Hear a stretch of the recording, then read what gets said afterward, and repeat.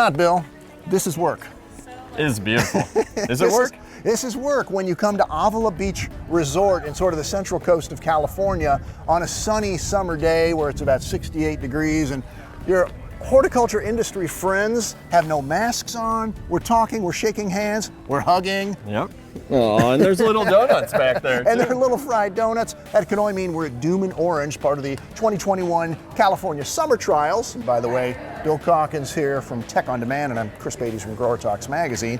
And we're going to look at annuals from Dümmen Orange. And Bill, why don't you lead us off kind of through the petticoat New Guineas here. Well, Dümmen's known for their New Guineas for good reason. If you look at what they've got here, and even really what you see in trials and at retail, they're top of the line. Top of the line. Now here's a little lesson for you kids out there: is a lot of times improvements are kind of boring. Who cares? But if you see a white improved, and in this case the date in the name indicates it's an improvement, it's not a new variety. White is tremendously important because it goes into so many mixes. And so we never ignore an improved white because that could be pretty important. That's petticoat white improved. And beautiful habit, big flowers, matches the series through here. But a good segue on the mixes. A good case in point is look at these Magnum duos. Now, these are Magnums, which is their large basket variety of New Guinea, and these duos are just sort of a concept of how well two colors of New Guineas can work together in one pot.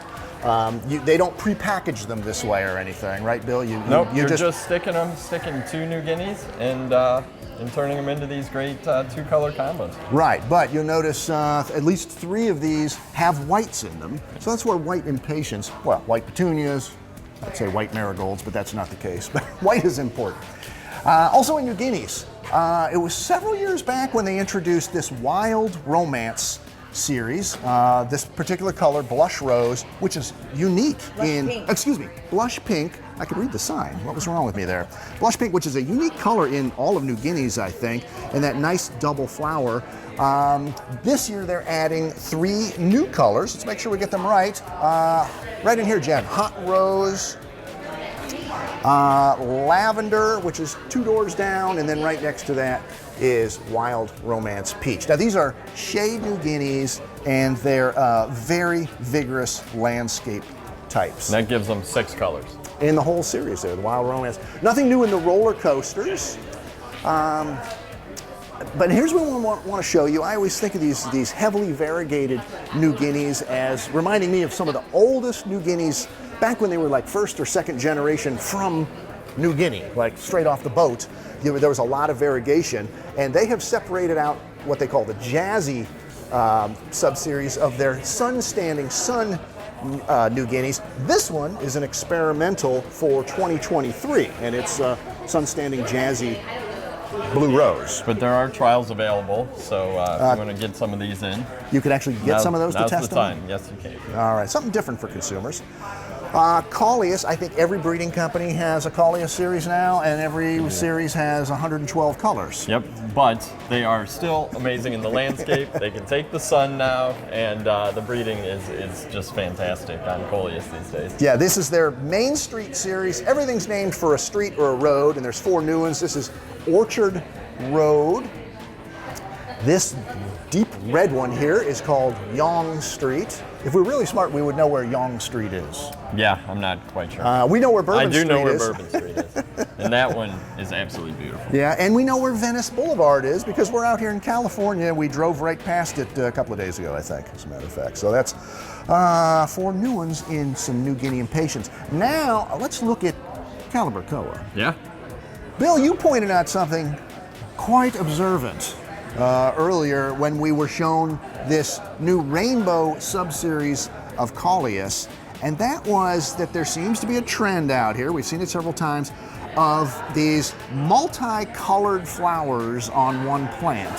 What'd you talk about there? Well, I know, I've got to believe that that's coming from retail demand and consumer demand. It gives you this interesting multicolored look with like we're grower friendliness of, like look of at this using one rainbow plant. Parisian pink. Now look at you're getting two different colors of flowers, distinctly different. You might even say three when you get the dark pink, kind of a medium pink over here, and then the paler pink, all from one plant. It looks like a combo planter. And the industry, the breeders and the distributors have done a great job of trying to make it easy with all of these pre-packaged, pre-stuck combination planters. Sometimes that's still too much work or expense or whatever for a grower. With this, it's one variety, but you get a lot of variety in the flowers. And that's what the rainbows are. Each of these rainbows, and how many of them are there, Bill? We have 7 colors. Each one of them has this trait of multiple colors of blooms on one plant. And it is affected by temperature and light intensity. And humidity. And interestingly, what they told us was that in a greenhouse, which has a very controlled environment, you're not liable to see as much variation as the retailer or the end consumer will. So it's almost like a surprise, I think, for the consumer. They buy what looks like a nice pink plant. Suddenly, it's got 3 colors of pink in it. I think that could be a lot of fun. Goes out in the yard and starts changing pretty much immediately. All right, that's the rainbow series. Begonias, lots of begonias here at Dümmen Orange, and they're all under the, and these were tuberous or types, they're all under the Iconia umbrella, and we've got 2 new ones here. This one is sweetly, faintly scented. That's peachy keen, and it's called Sentiment. So if you see any others that come along with the Sentiment name, those are going to be, well, scented. So that's nice. And then this one is Iconia Lemon Berry. It's the most sun tolerant and super tough. It looks dainty, but it's tough in the series. That was the way I was trying to remember. How did they describe it? They said it looks like a beautiful, delicate sort of a thing, but it's tough. Tough as nails. It's a tough broad. Tough as nails with really good branches. Right. Speaking of tough, let's swing over here. And Jen, if you sort of pan off to the right there and show the setting that they have found here at the Avila Beach Resort, it's not too bad. You may want to make your way out here, folks, and see this in person. Last year they introduced via Zoom, via really nice videos that Chris Bird did, the Durabloom Petunia series, which is an interspecific petunia, day length neutral, blooms early, tough and spreading in the landscape. I mean, that's a beautiful, tough plant right there. And they've introduced how many new colors, Bill? At this point, I think they have 4 new colors this year: silver, red, white, and yellow. And they're also showing these in 6-packs, which is, again, I think is a fantastic idea for the landscape market. Are these packs? Those are packs. Look, it's Pack Trials. Pack Trials. Proof positive that we're at Pack Trials. Thank you for pointing that out. With all the field trials, putting these in the ground, it's good, I think, for the breeders and all you growers to see the performance between all these different introductions. It's still important to show it in a lot of different habits, not just giant, big, beautiful decorative bowls. Perennials, Bill. My favorite plants that come back every year. Yours come back every year. You're a do. better gardener than I, my friend. But here's a perennial I do have in my garden, which is Joe Pie Weed, Eupatorium. The only downside to it is it's like 6 or 8 feet tall. It's bigger than I am. But with Little Pie from Dümmen Orange, you don't have that problem anymore. Little Pie grows to only about 3 feet or so. That's pretty compact for a Eupatorium. And the pollinators love it. It is said to be like one of the best pollinator plants out there. If you're going to start a pollinator garden or get your customers to do it, maybe that's the first plant you sell them. But another plant that you don't even have to sell them because they're just going to swoop in on these is lavender. And Dümmen has a raft of lavenders. We'll just start at this end and work our way down. This is an English lavender that's angustifolia called Eternal Elegance. Oh my goodness, that smells wonderful. And it's a very compact one, but right next door is a much more vigorous one called Vintage Violet. What are some of the attributes on these two English lavenders, Bill? Well, they're both hardy to zone 5, maybe even zone 4. They're heat tolerant. They are first year flowering. I mean, they're kind of checking all the boxes. Right, no vernalization, I think, and bloom under long or short days. Now, another lavender that we don't see very often is French lavender. This is the type that dentists really like Dentata. because it's dentata, and that's because you can always tell it because look at the foliage. See this little indents along the edges? That's how you know. And we've got two French lavenders. We have the big one you're looking at is Imperial. They're all in. Oh, excuse me. That's just one. They're just two different pot sizes. That's what they are. Any traits on Imperial you can tell us about, Bill? No, I mean, just sort of the habit is a little bit more wild and loose, and this is a really key lavender on the West Coast. Well, and these will take heat and humidity. They're not, there's like zone 7 to 8 party or so not going to live in Chicago or Cleveland. And then lastly, this one is, well, a lot of perennial people are going to say this is their pick item of the perennial trial here. This is, well, don't be fooled by the name tag that's saying that it's a lavender stoiches, which is Spanish lavender. Just looking at this, you can say, I don't know, this is big, bold. There's something that makes me think this is an interspecific hybrid, and if you've been around a while. It is. And it turns out that's what this is. They're going to tell us, well, I think they are saying it's a cross between English and Spanish. English lavender kind of foliage with that big Spanish lavender. Right, so you get the traits, the best traits of both. Heat tolerance, vigor, beautiful big flowers, the cones as they're called. So that is La Diva. Well, all of these are La Divas, but that's called Big Night. So that's a few perennials from a couple of guys who are normally talking annuals out here at Dümmen Orange. I love that one.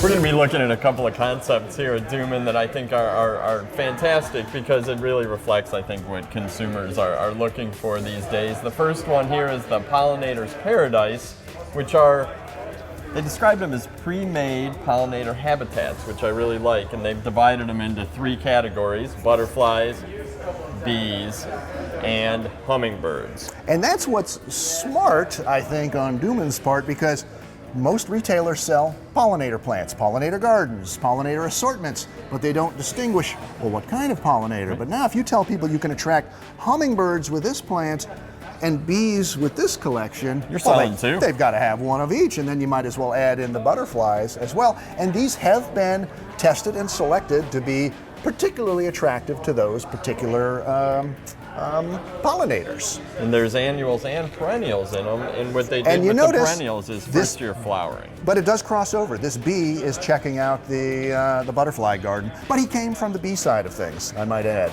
He thinks he's a butterfly. Well, why not? You aspire, right? Then again. Now, are these just a concept? These are not sold as a package, are they? Correct. You would, as a grower, select the varieties that go into this recipe and order them separately. But they will give you the recipes. They'll tell you what plants to use. Right next door, now that's a sort of a functional garden. How about if you just want something really, really pretty? That's what the Better Together concept is all about. And what's interesting is these look really, to me, they look really complex. Like these are really interesting, complicated combo planters to do. But what it is 2 varieties. Right. They've taken some of their best performers from the Big Easy Geranium series, the Iconia Begonia series, and the Magnum New Guineas, and then paired them up with their Coleus varieties from the Great Falls series. So it looks challenging, but it's actually really easy. It's 2 plants. Look at this. But it's actually a 1-for-1 number of plants. So in this case, it's a 14-inch pot with 3 Magnum New Guineas and 3 of the Great Falls Coleus. But the Great Falls, it plays really well with all these varieties. Look how it comes up, poking up through this orange, giving just a beautiful color contrast there. It's simple, but as I said, it looks complicated, it looks designer, and it's a ton of color. I think that's a great idea. And they said there's good shelf life. You could pick one up and drop it on the ground, and it's still going to look great. You want to try it? I'm not going to get yelled at by Perry. Me neither. All right. Last thing we're going to look at, look, Jen, there's a crowd down there, is Basewell, which is a breakthrough in cutting technology. Basewell, Bill. Awesome new concept. It is. Now, you've heard about Basewell for quite a few years. We've been coming out to trials. It's a way to ship a rooted cutting in from into America or Canada from offshore, which has not been allowed in media. And it's been a battle, but Dümmen has come up with what they say, and people seem to agree, is the solution. And you're looking at it right here. This is a rooted geranium cutting. And Bill, what are those roots protected by? There's something going on there. It's a gel that's been approved for shipping into the country. And what they've done is coated it in this gel, which not only keeps it hydrated, but also protects it in shipping. See, these roots, I mean, these cuttings have been out here all morning. People picking them up, playing with them. We've been doing it, and the cuttings are in great shape. So that gel is obviously protecting that plant. But who is this for? What grower is going to buy this versus either a full rooted liner or an unrooted cutting? Anybody who's going to direct stick these geraniums. And what happens is, as soon as it gets moist in the soil, it's going to start disintegrating almost immediately. It's water soluble, but it is durable. It's not like a soft. It's not liquidy or anything like that. It's almost as if it had been dipped in wax, but it's not a wax. And there is a way to find out if the economics work for you. There is. It's growbasewell.com. They actually have a cost calculator where you can input the prices for a rooted liner, an unrooted cutting, or this Basewell Gel product, and then it spits out your savings. Savings. And it's all about labor. Only savings. geraniums? Only geraniums right now, but they are testing and trialing some of the other Basewell products. All right, so look forward in other crops as well. Basewell. Anyway. Don't forget about the jelly beans.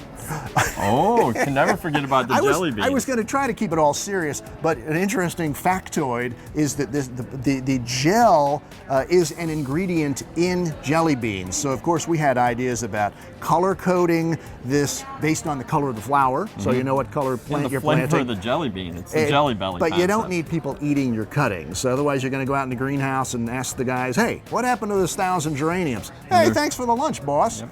We don't need that. So some of our ideas are not so great. Anyway, we are Chris and Bill signing off, and not a moment too soon, from the 2021 California Summer Trials here at Dümmen Orange. They could all be orange, and then everybody will know it came from Dümmen. They could be. I like the jelly. And belly you know, concept. if it was orange, you'd know which end to put down. Good point. Good point. Green side up, Is it orange sun-kissed side. orange? Is it?